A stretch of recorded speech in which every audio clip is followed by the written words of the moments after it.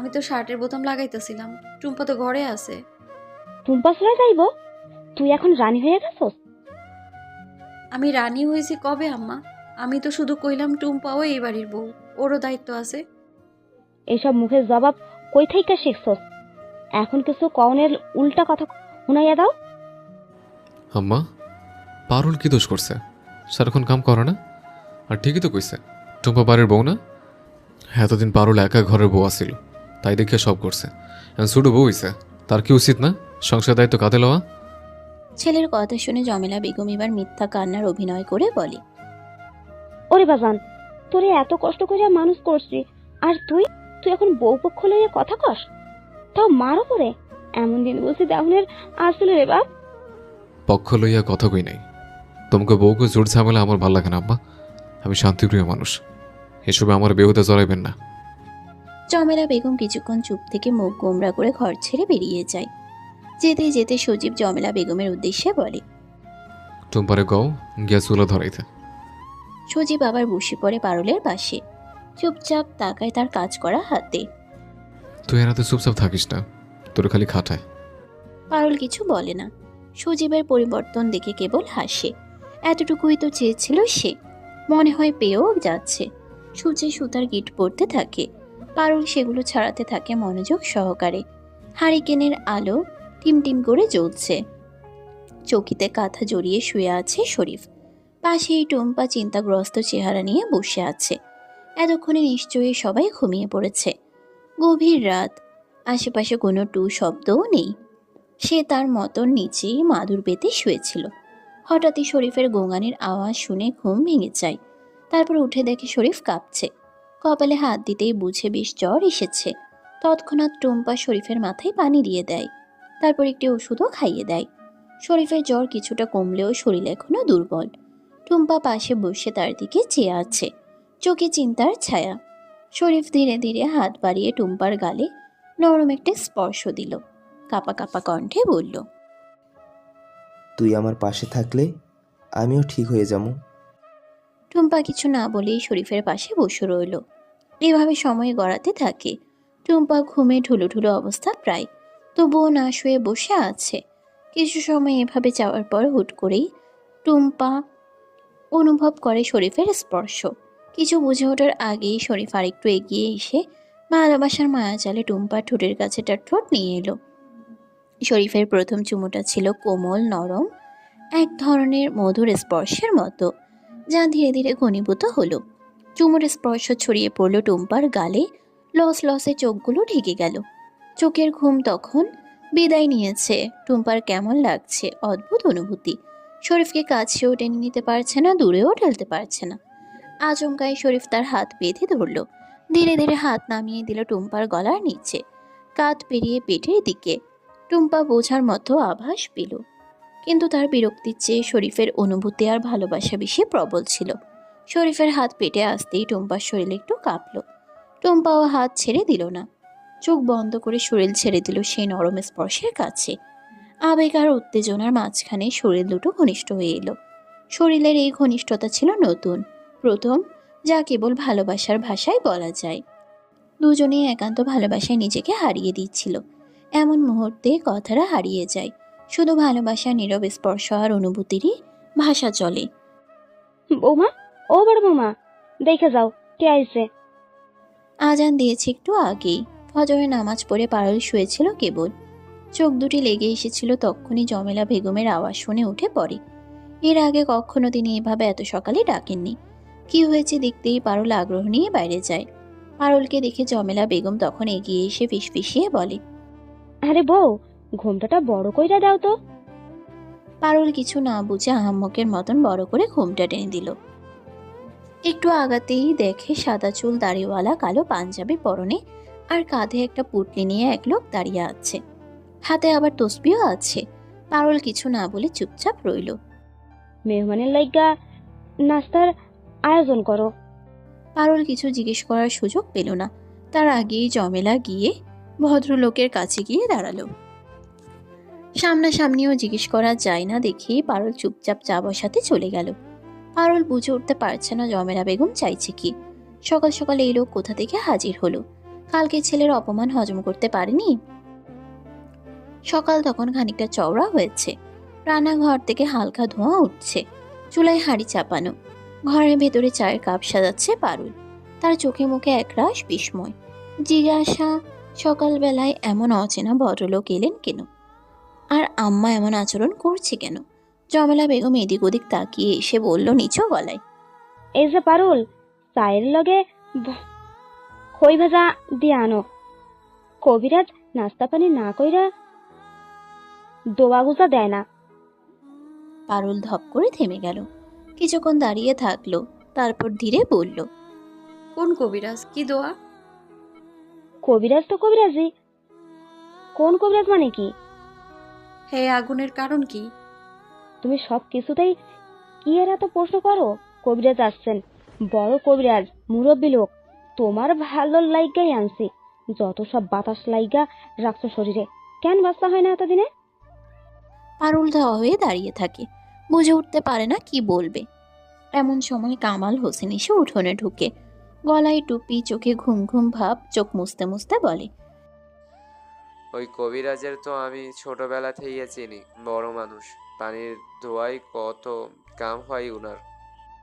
তাই তো কইলাম, এমন কবিরাজ ঘরে আইছে, এত ভাগ্য ঘরে আনছি। আর তোমার বৌমা, হ্যাঁ বুঝতেছে না? এই সময় কথার আওয়াজ শুনে বেরিয়ে আসে সজীব। জামার বোতাম বন্ধ, চোখে মুখে ঘুমের ছাপ। দরজায় দাঁড়িয়েই বলে, কি হইতেছে? কেরা তো চোখ লাইছে। কথাটা শেষ হওয়ার আগেই জমেলা এগিয়ে গিয়ে সজীবের হাত ধরে বলে, এই যে বাপ, কবিরাজ হুজুর আইছেন, তোদের ঘরের জন্য দোয়া পড়বে। তোর বউয়ের একটু দেখা লাগবো, ওর দেহে বাতাস আছে, বাঁচা না হইবার হেতু এইটা। সজীব কিছুক্ষণ চুপ করে রইল। তার চোখ গড়িয়ে গেল পারুলের দিকে। পারুল মাথা নিচু করে দাঁড়িয়ে আছে, বুঝে ফেলে মা যা করার করেছে। এখন সে যদি কিছু বলে মা আবার একরাশ কান্নাকাটি করবে। সজীব গলা খাকারি দিয়ে ধীরে বলে, এটা কি ঠিক কাজ আম্মা? এখন কবিরাজ, আমি তো আর কবিরাজের পানি পড়া, তাবিজ দেওয়া, হ্যাঁটা কাজ দেয় না। তোর আব্বারের জিগা, কামাল হোসেনও মাথা নাড়ে। দেয় না? তোর আব্বারের জিগা। বাবা সজীব, আমরা আল্লাহর কালাম পড়ি, নামাজ রোজা করি, আমরা কবিরাজও বিশ্বাস করি। কবিরাজ হ্যাঁ পারুলেরা দেখলে ঠিক হইয়া যাইব। হ্যাঁ বহুত নাম ডাক, আমরাও নাতের মুখ দেখতে পারবো। সজীব কিছুক্ষণ চুপ করে থাকে। সবাই তাকায় সজীবের দিকে, চারপাশে নীরবতা। কিছুক্ষণ পর সজীব ধীরে মাথা নাড়ে। ঠিক আছে, যা ভালো মনে করেন করেন, আমি চাই সব ভালো হইক। তুই বোঝদার বলা বাপ, বউরে ভেতরে লইয়া যা, হুজুর দোয়া পড়বে। সজীব ঘরের দিকে এগিয়ে যায়। পারুল পেছনে পেছনে হাঁটে নিঃশব্দে। তার বুকের ভেতরটা কেমন ফাঁকা লাগছে, কেমন যেন এক অজানা ভয় গিলে নিচ্ছে তাকে। দরজার আড়ালে নিয়ে সে একবার তাকায় সেই মানুষটার দিকে, যিনি নাকি তাকে সুস্থ করবেন। রাত জাগার ক্লান্তি এখনো পুরোপুরি কেটেছে বলে মনে হয় না টুম্পার। চোখের পাতাগুলো ভারী, নিঃশ্বাসও যেন আলসে। নিস্তব্ধ ঘরে শান্ত বাতাসে সে এখনো গভীর ঘুমে ডুবে আছে, মাথা রাখা শরীফের প্রশস্ত বুকে। শরীফও তাকে তার দু হাতের ঘেরাটোপে এমন করে জড়িয়ে রেখেছে যেন কোনো মূল্যবান জিনিস বুকের মাঝে লুকিয়ে রেখেছে সে, যার এক চুল নড়াচড়া মানেই হারিয়ে যাওয়া। সে কোমল বাঁধনে জড়িয়ে শরীফও ঘুমাচ্ছে এক অনাবিল শান্তির ঘুম। হঠাৎই বাহিরের দিক থেকে ভেসে এলো কিছু শব্দ, অস্পষ্ট তবে কানে লাগার মতো। ঘুমে বিভোর টুম্পার দৃষ্টিতে তবুও ভাঙন এলো না। সে যেন ঠিক করে নেয় উঠবে না এখনই, শরীফের ঘুম যেন না ভাঙে। সেই ভয়েই সে আরো গুটিয়ে নেয় নিজেকে, নিঃশব্দে শুয়ে থাকে আগের মতন। শরীফের মুখের দিকে তাকায়, কত শান্ত, কত নির্ভার সেই মুখ। মনে পড়ে যায় ঠিক রাতের কথা, আলোর নিচে লুকানো একরাশ আবেগ, নরম তুলোর মতো ভালোবাসা, সেসব স্মৃতি মনে পড়তেই চোখে মুখে ধরা দেয় লজ্জার গোলাপি আভা। টুম্পা মিটিমিটি হাসে। ঠিক সেই মুহূর্তেই আবারও কানে আসে কিছু কথা। এবার আর আগের মতো মৃদু নয়, খানিকটা জোরেই। কণ্ঠটা পরিচিত মনে হচ্ছে। টুম্পা, ঘুম থেকে উঠে তাড়াতাড়ি। টুম্পার এবার রাগ হলো, ইচ্ছে না থাকা সত্ত্বেও উঠল। টুম্পা, ঘুম থেকে ওঠ তাড়াতাড়ি। এদিকে পারুলের পরনে নতুন কাপড়। একটু আগে জমেলা বেগমের কথা অনুযায়ী সে গোসল করে নতুন কাপড় পরে এসেছে। কবিরাজের সামনে দাঁড়িয়ে আছে। হুট করে কবিরাজ বললেন, তোমার বউরে আমি একটু পর্যবেক্ষণ করতে চাই। নিশ্চয়ই, এইটা আবার কমন লাগবে নি। আপনি দেখেন। দেখার নাম করে সে কবিরাজ প্রথমে পারুলের মুখ উঁচু করে ধরল, তারপর পারুলের চোখ দেখল, কিছু দোয়া দরুদ পড়ল। শেষমেশ পুটলি থেকে কিছু একটা নিয়ে ফু মেরে পারুলের চোখের মধ্যে দিতেই পারুল চিৎকার করে উঠল। সজীব পাশেই দাঁড়িয়ে দাঁড়িয়ে সবটা অবলোকন করছিল। পারুলের চিৎকারের আওয়াজ শুনে পারুলকে ছুতে যাবে এমতো অবস্থায় কবিরাজ সজীবকে শাসিয়ে বলল, খবরদার, ওরে ছুঁইবা না। ধরবা ঠিকই, তবে একটু পর। আমি একটা দোয়া পয়রা ওর চোখে ফু দিছি। এখন যদি ওর চোখ লাল না হয় তাহলে বুঝবা তোমার বউয়ের কোনো দোষ নাই। আর যদি পারুলের চোখ লাল হয়ে যায় তাইলে বাপ বুঝবা দোষ আছে। পারুল তখন যন্ত্রণায় চোখে হাত দিয়ে ডলছে। কবিরাজের কথা শুনে জমেলা আদেশি সুরে বলে, বৌমা, চোখ খুলো। আমার চোখে খুব জ্বলতাছে, পানি দেওয়া যাইবো? পরে কবিরাজ তখন এগিয়ে গেল পারুলের দিকে, ভালো করে পারুলের দিকে তাকালো, তারপর কিছু দোয়া পড়ে উচ্চস্বরে বলে ওঠে, তোর বউয়ের উপরে আসর আছে, বদজিন মেলামেশা করছে তার লগে। এই কারণে তোমগো বউয়ের বাচ্চা হইব না কোনোদিনও, সে বন্দা হইয়া থাকবো। কথাটা শোনা মাত্রই পারুল চোখ বড় বড় করে তাকালো। পাথরের ন্যায় জমে গেছে সে, মুখ দিয়ে যেন কোনো শব্দ বের হচ্ছে না। সজীব রেগে মেগে কবিরাজের সামনে গিয়ে দাঁড়ালো। মিশা কথা ছাড়েন, আপনারা কে কইছে আমার বউ বন্ধা? এইটা গুজব। তোর বউ শুদ্ধ হইলে চোখ লাল হইতো না, আমার দোয়ায় কাম হইতো। কাম হয় নাই, আমি যা কইছি তাই ঠিক। তোর বউয়ের কোনো সময় বাচ্চা হইব না। কবিরাজের কথা শেষ হতেই জমেলা বিলাপের সুরে বললেন, হায় আল্লাহ, কি কন? কোন উপায় কি নাই কবিরাজ সাহেব? বন্দা তো বন্দাই, তাগক কোনো বাচ্চা হয় না। তেমনি তোমার পোলার বউয়ের বাচ্চা হইব না কোনোদিনও। ও আল্লাহ গো, আমার কি সর্বনাশ হইল গো! আমার পোলায় জীবনেও বাপ হইতে পারবো না গো। এ জীবন রাইখা কি লাভ বাপ? আম্মা কাঁদবেন না তো। আপনি কবিরাজের কথা বিশ্বাস করছেন? তোমরা জোয়ান পোলা পাইন, তোমরা যে বিশ্বাস করবা না হ্যাঁ, এটা স্বাভাবিক। কিন্তু আমি যা কইতাছি তাই দেখো, তোমার বউ কোনোদিনও বাচ্চা হইতো না। এতক্ষণ সব শুনলেও সজীব এবার আর দেরি করলো না। উঠোনের কোণে পড়ে থাকা ঝাড়ু হাতে নিল, কবিরাজের মুখের সামনে ঝাড়ু তুলে বলল, তুই শালা ভণ্ড কবিরাজ, সাবিয়ান দিকা যা, নাকি ঝাড়ু বাড়ি খাবি? আল্লাহর গজব পড়ব দেখিস। তোর বউর কোনোদিনও বাচ্চা হইতো না, তুই বাপ ডাক শুনতে পারতি না। সজীব আমলে নিল না সে কথা। পারুলের কাছে এগিয়ে যাবে তখনই দেখে পারুল জ্ঞান হারিয়ে মাটিতে পড়ে আছে। এতক্ষণ সেটা খেয়ালই করেনি সজীব। পারুলের শরীর ধরে কয়েকবার ডাক দিলেও পারুল ফিরতি কোনো সাড়া দেয় না। তা দেখে জমেলা বেগম বলে উঠে, মায়া মানুষ যদি মাই হইতে না পারে তাগো আর কোনো দাম নাই বাপ। পারুল এটা মানতে পারে নাই, আঘাত পাইয়া জ্ঞান হারাইছে। আম্মা আপনি এটা কইেন না, আমি এটাতে বিশ্বাসী না। কিন্তু কবিরাজে কইছে তোর বউ বাচ্চা হইব না, আর এইটা অনেক নামি দামি কবিরাজ। আব্বা আপনারা নামাজি মানুষ, আপনি কেমনে এসবে বিশ্বাস করছেন? কামাল হোসেন এতক্ষণ নীরব দর্শকের নেই সবটা দেখছিল। শেষমেশ সেও বলে ফেলে, এই কবিরাজের অনেক নাম ডাক বাজান, তুই কষ্ট পাস না। জমেলা বেগম স্বামীর মুখ থেকে কথা কেড়ে নিয়ে বললেন, আমি আমার পোলারে আবার বিয়া করাইমু, তাইলে সজীব বাপ হইতে পারবো। সহ্যের সীমা এবার ছাড়িয়ে গেল সজীবের। শান্ত সজীব এবার আগুনের ন্যায় জ্বলে উঠল। চোখ দুটো বড় বড় করে গলার কণ্ঠ উঁচু করে মায়ের উদ্দেশ্যে বলল, আমি বিয়া করতাম না আম্মা। তোর বউয়ের তো বাচ্চা হইব না, তাইলে তোর ভবিষ্যৎ কি? কি কইছে আমার বউয়ের বাচ্চা হইব না? ওই কবিরাজে শালা ভণ্ড কোনো প্রমাণ দিছে? প্রমাণ আমি দিব। ডাক্তারের কাছে লয়ে যাবো আমার বউরে, এরপর ডাক্তারের কাগজপত্র আয়না দিব তুম করে। জমেলা বেগম হতভম্ব হয়ে যায় তার শান্তশিষ্ট ছেলের এরকম ভয়ার্থ রূপ দেখে। আরো এক দফা অবাক হয় ডাক্তারের কথা শুনে। তুই ডাক্তার দেখাবি? হ্যাঁ আম্মা, আপনার আল্লাহর দোহাই লাগে, এখন থামেন। ডাক্তারের রিপোর্ট দেখবেন প্রমাণ সহ। তাই হিসেবে কান দিয়ে আমি আমার বউরে ছাড়বো না, দরকার হলে সবটা প্রমাণ করাই ছাড়বো। আর কোনো বাক্য ব্যয় না করে সজীব নীরবে পারুলকে নিয়ে ঘরে চলে গেল। পারুল তখন জ্ঞানহীন, সে জানলও না তার সরল সোজা শান্ত স্বামী কেমন অশান্ত হয়ে উঠেছে তার জন্য। জমেলা বেগম চোখ বড় বড় করে কামাল হোসেনকে বলে, এত বউ ভক্তি কেমনে এলো সাজবের বাপ? কামাল হোসেন তখন নিশ্চুপ।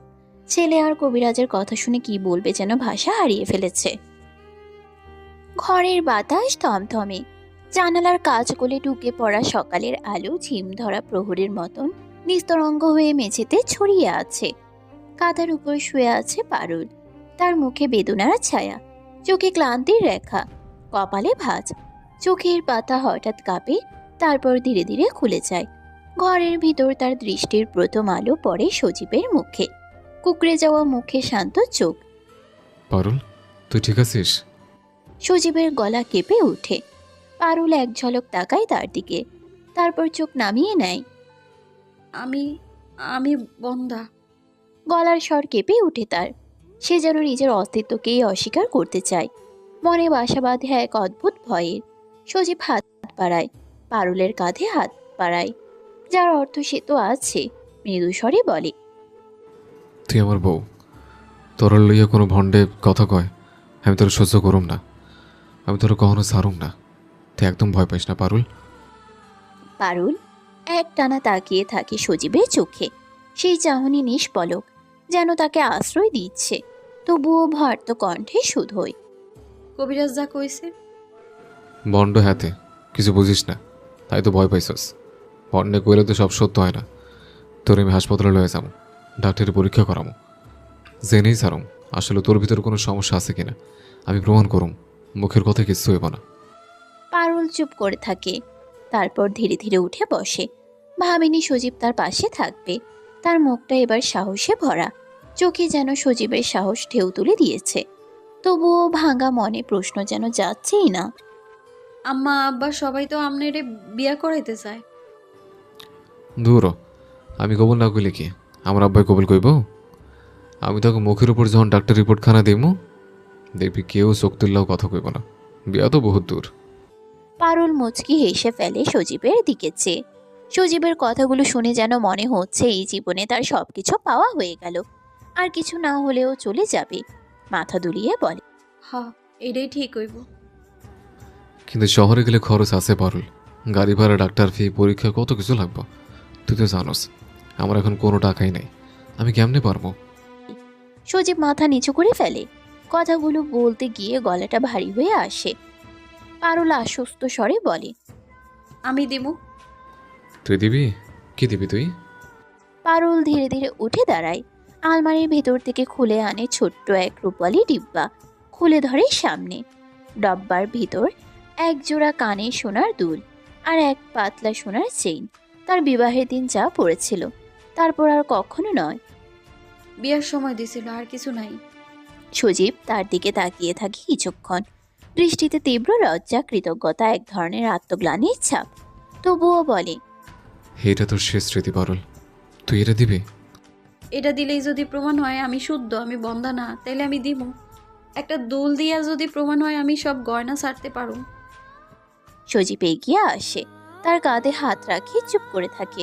তারপর একটানা বলে ফেলে, তোর নিয়ে আমি শহরে যাবো, ডাক্তার দেখাবো, লয়ে যাবো কাইলে, তারপর সবার সামনে প্রমাণ করে দিব তোর আমি ছাড়বো না বউ। সজীবের কথা শুনে আবেগ আপ্লুত হয়ে পড়ে পারুল। চোখের কোণে এক ফোঁটা অশ্রু জমে ওঠে। সুখের অশ্রু যাকে বলে। রোদ দুপুরের মেজাজে পৌঁছায়নি তখনও। উঠোনে বিক্ষিপ্তভাবে পড়েছে ছায়া রোদের খেলা। ঘরের কোনায় একটা কাক জড়িয়ে ডেকে উড়ে গেছে। সেই নিস্তব্ধতা ছিঁড়ে শরীফ ঢুকলো ঘরের ভিতর। টুম্পা তখন সদ্য গোসল সেরে আয়নার সামনে দাঁড়িয়ে ভেজা চুল ঘামছে, মুছছে। কাঁধে তোয়ালে, চোখে এখনো জলের ঝিলিক। শরীফ দরজার ফাঁক দিয়ে তাকিয়ে রইল কিছুক্ষণ। সেটা দেখে টুম্পা কিছুটা লজ্জা পায়। শরীফ গলা নামিয়ে বলল, ভাবি তো খুব দুর্বল, মাথা ঘুরাই পড়ে গেছে। রান্নাটা তুমি কইরা লও তো টুম্পা। টুম্পা অবাক চোখে ফিরে থাকায় ঠোঁট কাঁপে কিছু বলবে বলে, তবে তার আগেই শরীফ ঘুরে বেরিয়ে যায় দরজার ফাঁক গলে। চোখে মুখে বিরক্তি নিয়ে টুম্পা দাঁড়িয়ে থাকে খানিকক্ষণ। শরীরটা ভিজে ঠান্ডা লাগছিল গোসল করাতে, শান্তিতে ছিল। এখন শরীফের কথা অমান্য করলে অচিরেই কষে একটা ধমক জুটবে। তাই শাড়ির আঁচল গুছিয়ে নেমে আসে নিচে। ঘরের চোখাটে দাঁড়াতেই দেখে জমেলা বেগম মুরগিকে আধার দিচ্ছেন। টুম্পা সুযোগ বুঝে বলে ফেলে, আম্মা, রান্নাটা আপনি কইরা লন তো, ভাবি এখন শুইয়া আছে, কইরা উঠতে পারবো না হনছি।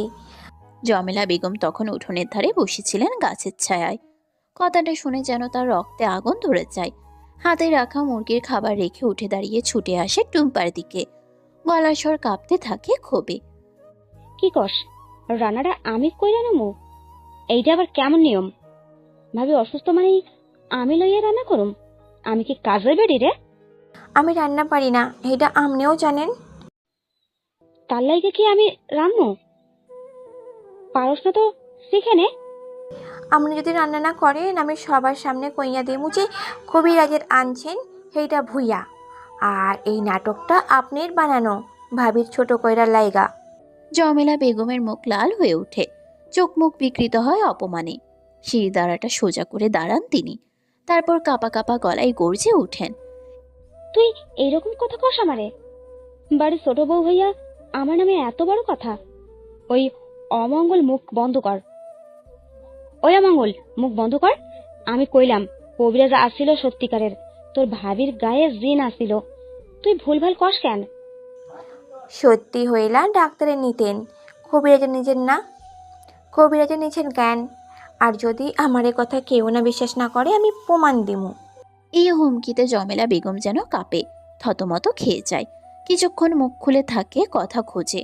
শেষে জিহবাই রাগ ক্ষোভ খিলে বলেই ফেলে, কি এর প্রমাণ দিবি তুই? কেন মনে নাই? আমনে কন নাই সজীব ভাইয়ার লগে আমার বিয়া না হইলেও বন্ধার দোষ দিয়ে ভাবিরে খেদাইবেন। আর আইজগা কবিরাজ আইছে, মানে দুইয়ে দুইয়ে চার স্পষ্ট। এখন যদি আমি এইসব কথা সবার সামনে কইয়া দিই, সবাই বিশ্বাস করবো আমারে, তখন আপনার অবস্থা কি হইব ভাবছেন? এই বুড়া বয়সে করবেন কি? ঠিক আছে, করতেছি রান্না, কিন্তু এইটার মানে এই না যে তোরে আমি ডরাইছি। তুই রান্না পারস না দেখা করতাছি। তার চোখে বিদ্বেষের বিষ। খাবার হাঁটার ভঙ্গিতে নেমে গেলেন রান্নাঘরে। পেছনে রইল টুম্পা, মুখে মিটিমিটি হাসি তার। চোখে তখন এক ধরনের কঠিন স্বস্তি। প্রথমবারের মতো সে অনুভব করলো নিজের সাহসে জমেলা বেগমের মতন জাতরেত মহিলাকেও নুয়ে ফেলেছেন। এবং এই কঠিন ভূমিকা পালনের পরেও ভিতরে এক ফোঁটা দোলা জাগছে না তার। এদিকে পাতা দিয়ে আগুন ধরানোর সময় আচমকাই ধোঁয়া উঠে এসে জমেলা বেগমের চোখে ঢুকে গেল। যেন ধোঁয়ার পিকনিক লেগেছে চোখে। জ্বালায় চোখ দুটো শক্ত করে বন্ধ করে এক মুহূর্ত দাঁড়িয়ে রইল।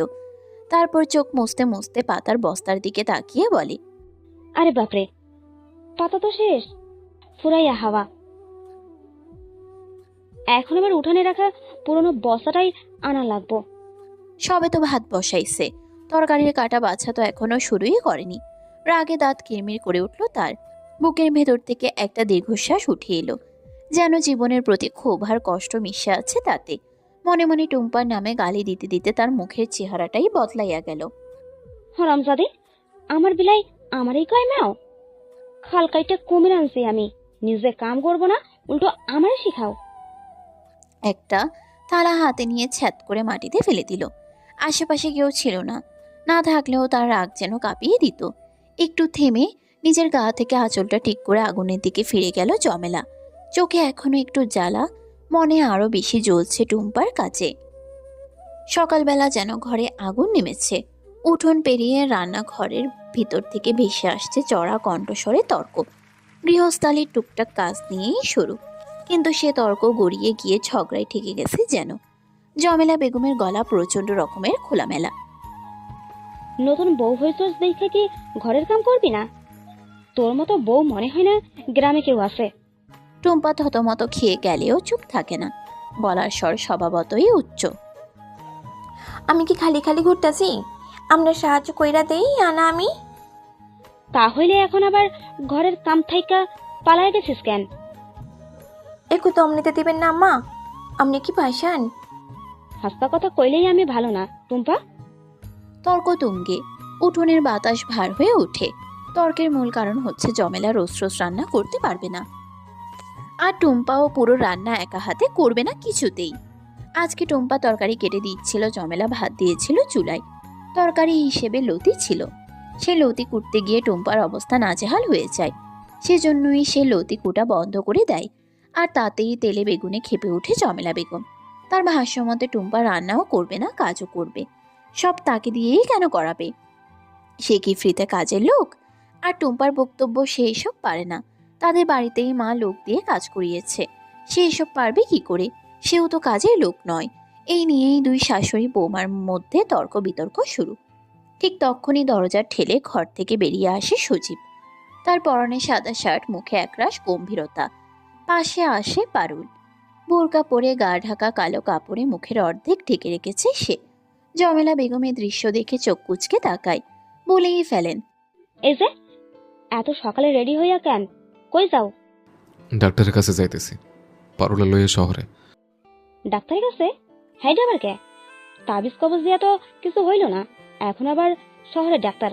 কই থেকে এত খরচ আইব রে বাপ? খরচ না হইলে হোক, তাও যাবো।